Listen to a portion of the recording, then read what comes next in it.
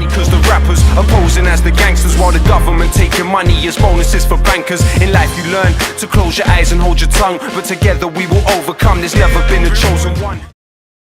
Okay, so day 6 just ended of the COPA trial. It was really interesting today. A lot of interesting stuff happened. They started off the morning kind of discussing Craig's prior work experience before the issuance of the Bitcoin white paper.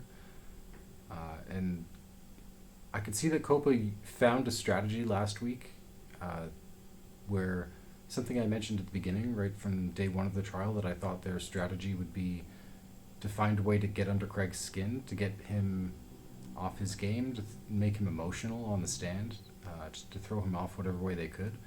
And I think last week, at the end of last week, they made a comment about Craig just being the IT guy for some of these positions that he was in. And it noticeably pissed Craig off.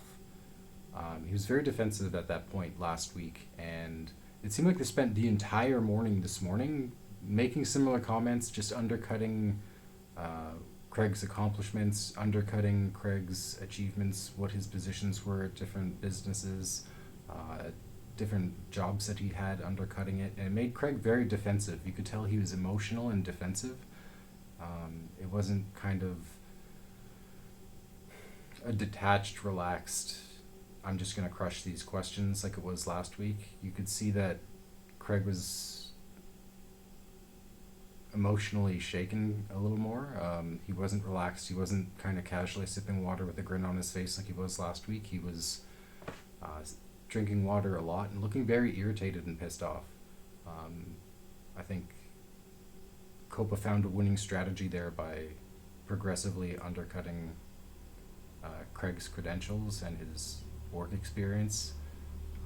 It noticeably irritated Craig, and it got him very defensive, and he started talking about MetaNet and how MetaNet is really what his end goal is, and how Bitcoin, I think he said, is just 0.01% of what he's really working towards, and that his patent library with like 4,000 patents, that's really what his primary achievement and his goal is. He's working on this patent library that's going to facilitate the development and the launch of MetaNet, and kind of making the point that I made in my last video, really, where his defense here is he's making the case. I mean, really, Craig's case is that he has this history of development that happened prior to the issuance of the Bitcoin white paper that prepared him to make Bitcoin. And really, he was saying that his work through BlackNet and his continued work today on MetaNet is like, it shows this history of development from the same idea from BlackNet, which was, I guess, just the first iteration or the first idea they laid out for MetaNet. And yeah, he's just making exactly the point that I said he was making last week. But he was also getting very defensive and like defending his academic credentials. At one point he was listing all of the different degrees and masters and PhDs that he has and how many he was taking at a time, and it's incredibly impressive. This guy has a lot of post-secondary master's level, PhD level education. He's really a prolific polymath, like a genius among genius in the sense, just that how well studied he is. I mean, whatever your opinion of Craig Wright is, he's an enormously well-studied man. He's a polymath, and it shows in the way that he talks and in his work experience, just in the roles that he's at. And that's why he was talking about his work experience and his education with like such emotion. You could tell it was pissing him off because he takes it personal. That's something he's proud of, and yeah, COPA definitely found a winning strategy by undercutting those things. Right from the beginning of the day, you could tell it pissed him off. At the end of the day, he was tired. And it's because there was that emotional element where he took it personal, and he was emotional from the beginning of the day to the end of the day, and at the end of the day, he was tired by it. So it kind of showed, and it wasn't something that ever happened last week. But there was a lot of interesting things that happened. He was talking about how he discussed vulnerabilities in the Bitcoin code with Gavin Andreessen early on, and that's how Gavin Andreessen identified him as Satoshi, because he knew intimate details about their private conversations that only Satoshi could have known. That's his explanation for how Gavin is so confident in the fact that Craig is Satoshi. If you don't know, Gavin Andreessen pretty much worked closer with Satoshi than anyone else, and he suspects that it's Craig Wright. That he claims that he's witnessed a private signing session as well. So I'll kind of do more of a background as the trial goes on. I'll do some videos about the history of the case, and I'll do a more in-depth video about that topic in general. But that was kind of interesting that he pointed that out explicitly. I also found that there was another thing that they did to irritate him, which was nitpicking at certain things, just to irritate him. There were certain things where they were discussing the software he was using, but nitpicking about how he didn't mention explicitly the applications, plugins that were used, so like things like Visual Studio and Minji. And it was just something that irritated Craig. I feel like it was just something that they pried on for the sake of getting under his skin, making him repeat himself on certain things as well, and then cutting him off when he wanted to explain more in further detail. I think people were discussing that in the Twitter spaces today, how they were strategically cutting him off before he could give an in-depth explanation, because it's kind of the way that it looked like Craig was dunking on them last week, was to just give such a really good explanation, a thorough technical explanation of how these things work. They tried to kind of cut him off before he had the chance to do that a lot of the time today. And I know they're saying that there's time limits and time restraints to the trial, and they have to go through certain material quickly, but it seemed like it was something they were using for the sake of irritating Craig, which was, again, a strategy that I think is going to work for them for the rest of their interrogation, that they're going to continue using. Yeah, after lunch, they kind of grilled him on more about statements that were made, statements that he said. And this is where Craig was sort of weak in this department in defending certain statements. These weren't statements that were made under oath. They were sort of like blog posts and statements that were made in different emails and things. And actually, there was something that was said right before break, or shortly before the break. It was another one of what I'm sure will be COPA's closing arguments. Just you could tell by the way it was stated. There's certain emphasis that they put on these arguments when they're stating something that I'm sure will be another argument they make later on in their closing statements. It's just they're punctuating these statements a certain way that you can just tell it's going to be a closing argument. But the COPA lawyer, he was stating that the court can decide for itself whether or not there are inconsistencies in the testimony given by Craig at different times and in different places. And that was kind of the context behind that, was that he was responding to Craig after Craig had said something that he was alleging contradicted one of Craig's previous statements. So rather than grill Craig on it, he was kind of just saying, oh, well, I mean, the court can see these statements differ by itself. And I'm sure what COPA is looking to do right now is to get Craig to say things and then find any level of inconsistency in those statements with statements he's made previously, to try to discredit those statements, to say they're unreliable. I mean, it's a simple case that COPA is going to make out of that. And I think that's sort of why it's very smart for them to try to get him emotionally upset on the stand. I think last week was a failure for COPA because they didn't do that. Today was definitely a win for COPA because they got him upset. And you could just tell at the end of the day he was tired. You could just tell by the look of his face. The second half of the day, there was also someone in the gallery that appeared to be upsetting him. I don't know, there was certain whispering too that you could hear around the microphone, and it wasn't the lawyer, I'm not sure who it was, but there was whispering that was being heard through the audio of the stream. Somewhere from one of the mics, I'm not even sure which mic it was coming through, but there was whispering that you could hear. But there was also someone visibly like laughing, and it looked as though Craig and this person were making eye contact. It's very hard to tell from the stream, just based on the angle of the two cameras that are facing COPA's lawyer and Craig, but it seemed like someone in the gallery was upsetting him. And at one point, Craig seemed emotional. I think he was just... It was probably in the last hour, the last 2 hours of the day, and Craig just looked upset. And I think it was amusing someone in the gallery. Like, I feel like it's someone who's not a fan of Craig, and I feel like that you could see there was some sort of eye contact. He was making eye contact to someone in the gallery, and I think it was upsetting him. I'll have to ask someone who's actually in the gallery. If someone in that gallery knows, I'll try to ask in Twitter space, or I'll put it out there, see if anyone knows what was going on there. But I think there was someone in the gallery upsetting him in the second half of the day. But yeah, there's some really interesting stuff that came out in the second half of the day. They were kind of focusing on some communications that Craig had versus documents, so things that he was saying with people. And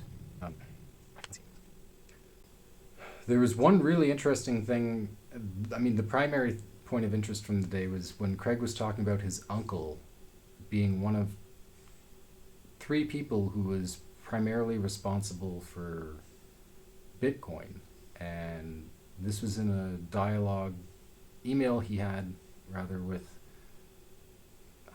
Dave Kleiman's father, who he reached out to after Dave Kleiman passed away in order to console him, and he stated that Dave was one of 3 people who helped him, or one of 3 people responsible for the existence of Bitcoin.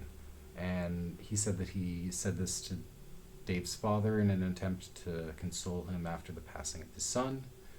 But he also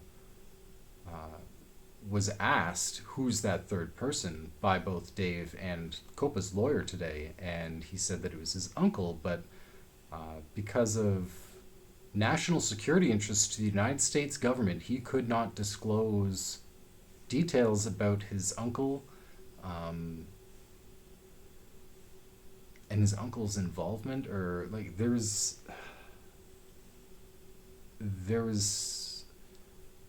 some discussion about that and how he was kind of using that as an excuse, because he said at the time he was questioned about it, I believe in 2019 they were talking about this, that he was unsure of whether or not his uncle was still working for the U.S. government and whether or not discussing it was a national security issue to the U.S. government. So, I mean, this is one of those things where, I mean, my speculation for a long time, early on when I thought that Bitcoin wouldn't take off, I was aware of it pretty much right when the white paper was published. I didn't read the white paper right away, but I was familiar that I'd heard enough about it through people in the monetary reform community, just the banking reform community. There's a lot of people who were on that right away, just because, I mean, it was in our sphere. There's always the assumption in my mind that something like this wouldn't take off unless it was backed by a government somehow. And it might be the case. It might be the case that the U.S. government had its hand in this whole time. That's a really interesting thing that people need to consider here. I think it's always been a consideration that people have talked about and discussed, but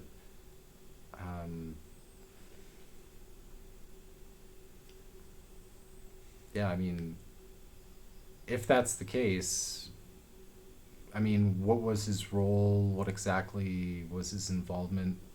And how does it become a national security issue for the U.S. government? There's a lot to be answered there we'll have to get to the bottom of that eventually. That was the most exciting thing from the second half of the day. The rest of the day was largely